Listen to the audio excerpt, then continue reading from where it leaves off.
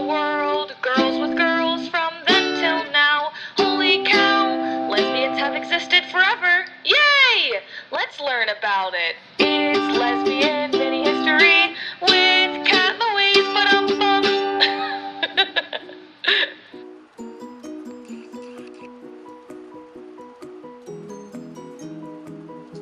That's how I focus my camera. Alright, so this week on Lesbian Mini History, my hair is too high. Hello? This week on, I say this week like I do these videos weekly, which was the original intent, but obviously it's been almost a year now since my first one, and I've done like 7, so, oh well. But anyway, this week on Lesbian Mini History, we're gonna be talking about the Lavender Scare.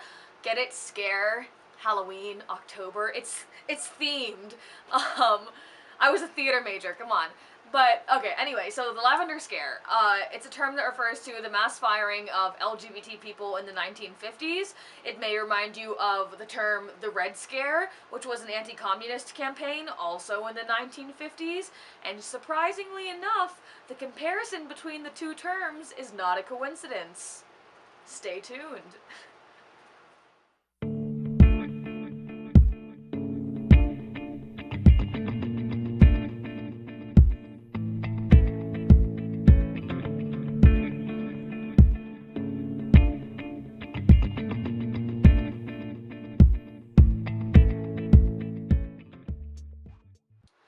Gay people were being lumped together with communist sympathizers. So the same fear tactics that were being used to make you suspect that your coworker might be a Russian spy were also being employed to make you fear that queer people were also a threat, that they were more susceptible to blackmail and therefore a security risk. So, what the homophobic thought process justification was that a gay person was an easy target for a communist to use to infiltrate the government, because they could make a threat like, do this or I'll out you and ruin your public life. Sorry, my cat is being a cat. So they could make some kind of threat. A communist could threaten a gay person, hey, I'm gonna tell everyone that you're gay unless you steal these documents for me. Because remember, being gay was illegal until 2003.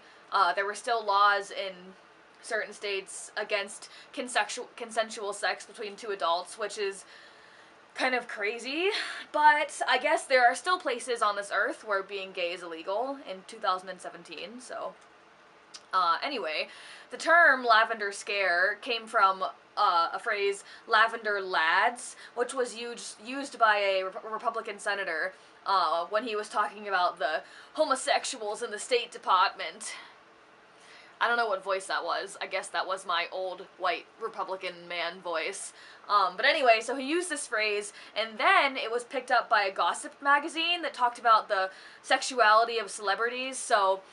it could be like, this week in Lavender Lads, was George Clooney secretly a homosexual? You know, like that kind of shit. This is what she's doing.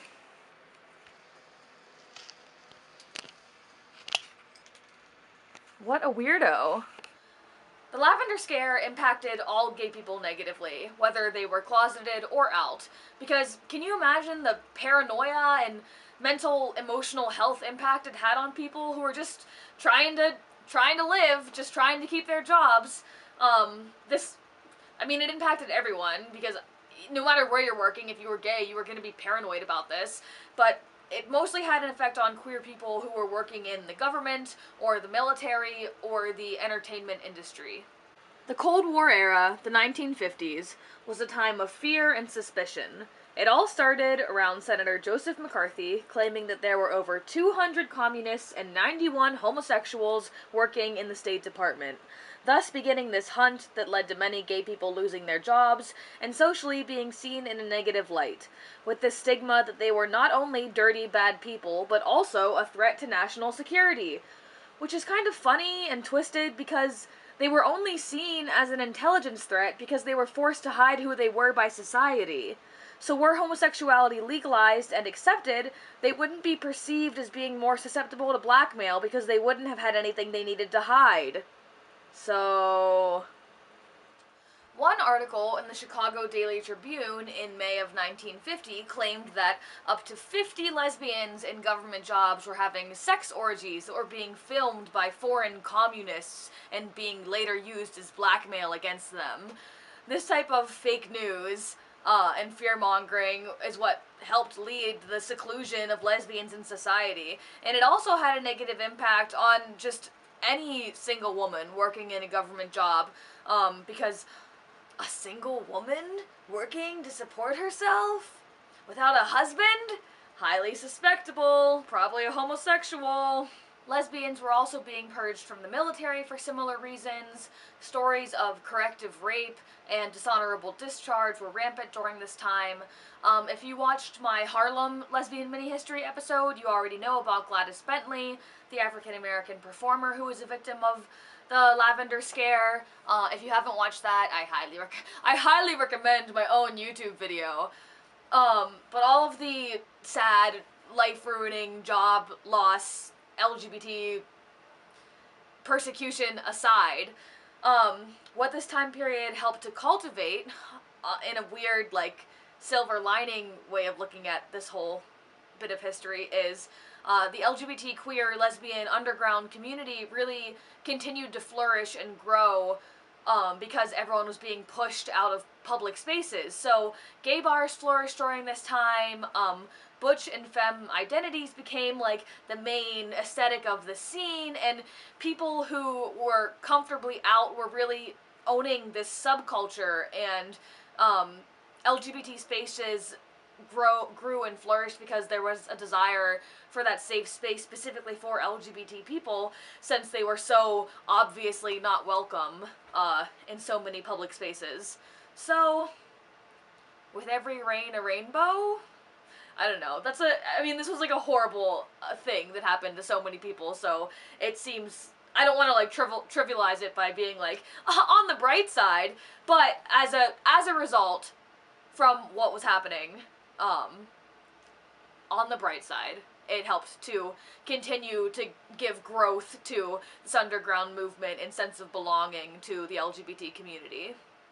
For more information on the Lavender Scare, the 1950s, McCarthyism, you can check out the links in the description below. And as always, because there's always someone who messages me or in the comments that's like, no, I'm not a historian. I am 23, I studied theater in college. I'm just a person with access to the internet and with a camera who one day typed in lesbian history into YouTube and saw that it was extremely lacking, and so I thought that I would create that content for the world. But I am no expert on any means of anything. I just do this because I enjoy it, and I like to give little bits of knowledge to other people, and then they can go and find out more about it on their own. Blah, blah, blah, blah, blah. Don't yell at me. I'm just a small gay trying to share some stuff. So, have a great day, and I'll see you next time here on this space, this platform. I just trolled this channel. Yeah, alright.